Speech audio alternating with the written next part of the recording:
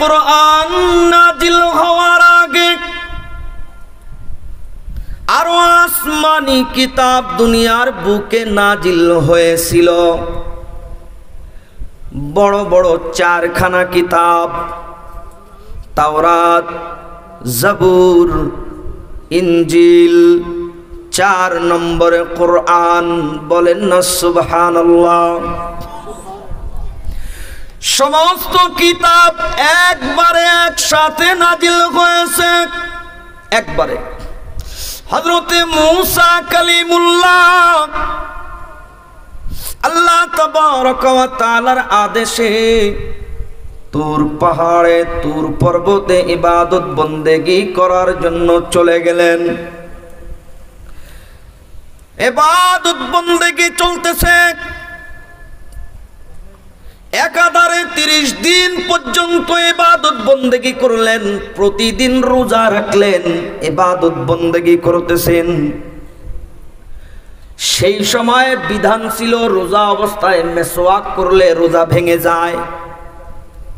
আর আলহামদুলিল্লাহ আমাদের বিধান হলো রোজার সময় রোজাদার আরো মেসওয়াক করে, যত মেসওয়াক করে কোনো অসুবিধা নাই, রোজা ভাঙবে। সেই সময়ের বিধান ছিল মেসওয়াক করলে রোজা ভেঙে যায়। হযরতে মূসা কালিমুল্লাহ 30 নম্বর দিনে ইবাদত বন্দেগী করতে করতে রোজা অবস্থায় মেসওয়াক করলেন, রোজা ভেঙে গেল।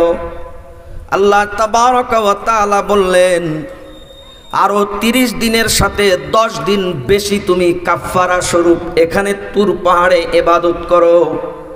30 দিনের সাথে 10 দিন যদি অ্যাড করা হয় তাহলে হয় 40 দিন। 40 দিন তুর পাহাড়ে ইবাদত বন্দেগী করলেন। এরপরে রব্বে কায়নাত তাওরাত নাজিল করলেন একবারে, অংশ নয়, একবারে শুরু থেকে শেষ, ফার্স্ট টু লাস্ট, একবারে তাওরাত কিতাব তক্তার ভিতরে লেখে নাজিল করছে। মুসা আলাইহিস সালাম ওই তক্তাগুলি ঘাড়ে নিয়ে এবার রওনা করছে উম্মতের কাছে। ভাই হারুন আলাইহিস সালামকে রেখে আসছিল। এই 40 দিন মুসা নবী তুর পর্বতে এর ভিতরে একদল বাছুর পূজা আরম্ভ করছে, স্বর্ণের বাছুরের পূজা। হারুন আলাইহিস সালাম ঠেকানোর চেষ্টা করছে, অনেক দাওয়াত দিছে। এরপরে কিছু তো থাকে, বদমাইশ থাকে না। এক বোঝা ঘাড়ে করে কিতাব নিয়ে আসলেন। এসে দেখে এই অবস্থা, সাথে সাথে হারুন আলাইহিস সালামকে ধরলেন। হারুন আলাইহিস সালাম মাযরাত পেশ করলেন। আমি না, মুসা সামিরি নামে আরেক বদমাইশ ছিল, ওর কাজ। আমার বলার উদ্দেশ্য হলো কোরআনের আগে আরো অনেক কিতাব নাজিল হয়েছে একবারে একসাথে, একমাত্র কোরআন একবারে নাজিল হয় নাই দুনিয়াতে। প্রয়োজন অনুপাতে 23 বছর পর্যন্ত যখন যেমন যে আয়াতের প্রয়োজন হয়েছে রব্বে কারিম জিবরিল আমিনের মাধ্যমে নবীজি সাল্লাল্লাহু আলাইহি ওয়াসাল্লামের কাছে নাজিল করেছেন। বলেন না আলহামদুলিল্লাহ। এবার আমার দিকে তাকান। গোটা কুরআনকে রব্বে কায়নাত, গোটা কুরআনকে রব্বে কায়নাত নাজিল করে বলতেছেন, ইন্না নাহনু নাজ্জালনা যিকরা, এই জিকিরে কোরআনকে আমি আল্লাহ নাজিল করলাম। ওয়া ইন্না লাহু লাহাফিজুন, অবশ্যই অবশ্যই আমি এই কোরআনের হেফাজতকারী হয়ে যাব। কোরআনের হেফাজতকারীকে এর জন্য কিয়ামত পর্যন্ত কালামে পাকের মধ্যে, কোরআনের মধ্যে কেউ কোন রকম মন গড়া পরিবর্তন করতে পারবে না। কোরআন পরিবর্তন করতে পারবে না। কোরআনের উপরে যত আঘাত হোক না কেন, রব্বে কায়নাতের পক্ষ থেকে কুদরতিভাবে হেফাজত আসবে। রব্বে কায়নাত জিম্মাদারি নিয়েছেন কোরআনের। পৃথিবীর যত পরাশক্তি হোক না কেন, আল্লাহর কোরআনকে দমানো সম্ভব কোনোদিন হবে না। চমৎকার একটা গল্প আমার মনে পড়ে গেল, বলবো নাকি? উদাহরণস্বরূপ, খুব মনোযোগ, রাগ হচ্ছেন না তো আপনারা? এই এশিয়া উপমহাদেশে আজ থেকে 400 বছর আগেও মুসলিম শাসন ছিল, ভঙ্গুর ভাঙ্গাচুরা কোনো মতে চলতো, এরপরও মুসলিম শাসন ব্যবস্থা ছিল। একটা শাসন ব্যবস্থা ছিল ইসলামী খেলাফতের নামে, সালতানাতে ওসমানিয়ার নামে একটা কিছু ছিল। সর্বশেষ মোগল সাম্রাজ্য ছিল। তো যখন ইংরেজরা এই দেশকে দখল করে নিল, ওরা কয়েকটা পলিসি তখন গ্রহণ করলো। একদিকে ইংরেজরা পলিসি গ্রহণ করলো, আর একদিকে হিন্দুরা পলিসি গ্রহণ করলো।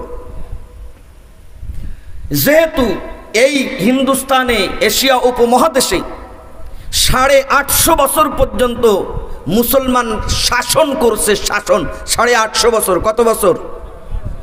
আপনারা কল্পনাও করতে পারবেন না।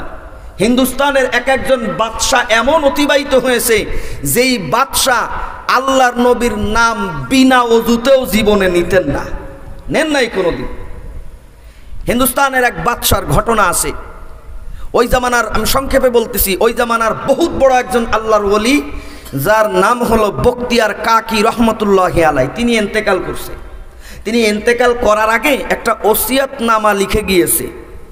এই ওসিয়তনামায় লিখেছে, আমি তো ইন্তেকাল করব, তো আমার মৃত্যুর পরে আমার জানাজা পড়াবে যেই ব্যক্তি, তার ভিতরে 3টা গুণ থাকা লাগবে। কয়টা গুণ? কয়টা গুণ? 1 নম্বর গুণ, বালেগ হওয়ার পর থেকে নিয়ে জীবনে কোনো দিন তার 1 ওয়াক্ত নামাজ কাজা যায় নাই। 2 নম্বর গুণ, বালেগ হওয়ার পর থেকে নিয়ে এই পর্যন্ত জীবনে যার 1 দিনের তাহাজ্জুদও মিস হয় নাই। 3 নম্বর গুণ, বালেগ হওয়ার পর থেকে নিয়ে এই পর্যন্ত জীবনে কোনো দিন যে বেগানা নারীর দিকে ইচ্ছাকৃত তাকায় নাই। 3টা গুণ। বখতিয়ার কাকি রহমতুল্লাহি আলাইহির জানাজার খাটিয়া ওইরকম বিরাট বড় ময়দানের সামনে রাখা হয়েছে, আর ঘোষণা করে দেওয়া হয়েছে, এই এই গুণ যার ভিতরে আছে তিনি আসেন, জানাজার নামাজ পড়ান। হাজার হাজার মানুষ দাঁড়ানো আছে, কেউ এসে সাহস করে জানাজার নামাজ পড়াচ্ছেন না, কারণ কেউ বলতে পারতেছে না যে আমার ভিতরে এই 3 গুণ আছে। আচ্ছা দেখুন, আমাদের সময়ের তো এখন এই সময় না, আমাদের এই সময় তো ক্যামেরার জগৎ। মানুষ একটু ভাইরাল হওয়ার জন্য কিন্তু আইসেমনি বলতো, হ্যাঁ হ্যাঁ আমি এই 3 গুণের অধিকারী, আমি নামাজ পড়াবো, আমি নামাজ পড়াবো। সাথে সাথে ক্যামেরা ট্যামেরা সব ওর দিকে, দেখো কত বড় আল্লাহ ওলি বাংলাদেশে পাওয়া গেছে। এখন তো সব মিথ্যার জামানা চলতেছে। ভাইরাল হওয়ার জন্য যত নিচে নামার দরকার তার থেকেও নিচে এখন মানুষ নামতেছে, ঠিক না? কিন্তু এই ভাইরালের রোগ, এই ভাইরাসের রোগ তো সেই সময় ছিল না। তো হাজার হাজার জানাজার জন্য মানুষ উপস্থিত। মুফতি আছে, মুহাদ্দিস আছে, মুহতামিম আছে, পীর আছে, বুজুর্গ আছে, শায়েখ আছে, কত মানুষ আছে। সবাই চুপ, কেউ সামনে যায় না, কারণ মিথ্যা কথা বলে কেউ সামনে যেতে চায় না। আমার দিকে তাকান। হঠাৎ করে ভিড়ের মধ্য থেকে মুখটা গামছা বা রুমাল দিয়ে ঢেকে হেসকে দিয়ে কান্না করতেছে, আর চিল্লাতে চিল্লাতে আসতেছে, ও বখতিয়ার কাকি তুমি কি করলা? এই 3টা গুণ আমার মধ্যে আছে, দুনিয়ার কেউ জানতো না, তুমি তো আজকে সবাইরে জানাই দিলা। ও বখতিয়ার কাকি, আমি তো অপেক্ষা করতেছিলাম কেউ যেন একজন সামনে যায়, আমার যেন যাওয়া না লাগে, কিন্তু কেউ যায় না। তোমার কি বিনা জানাজায় দাফন হবে? আমি তো চাই না। খাটিয়ার কাছে গেলেন, ও বখতিয়ার কাকি, কেউ তো জানতো না, তুমি কি করলাম? মানুষকে জানিয়ে দিলাম। এখন থেকে নিয়ে যতদিন আমি বেঁচে থাকবো এই কয়েকটা দিন আমি এই 3 কাজের উপরে থাকতে পারবো কিনা জানি না, তুমি কেন মানুষকে জানাই দিলা? এই কথা বলে কাঁদতেছে আর চোখ মুছতেছে। তিনি জানাজা পড়ালেন। কে ছিলেন তিনি? ওই জামানার বিরাট বড় খানকার পীর না, তিনি ছিলেন ওই জামানার সুলতান ইলতুৎমিশ রহমতুল্লাহি আলাইহি। চিল্লায়া বলেন না আল্লাহু আকবার।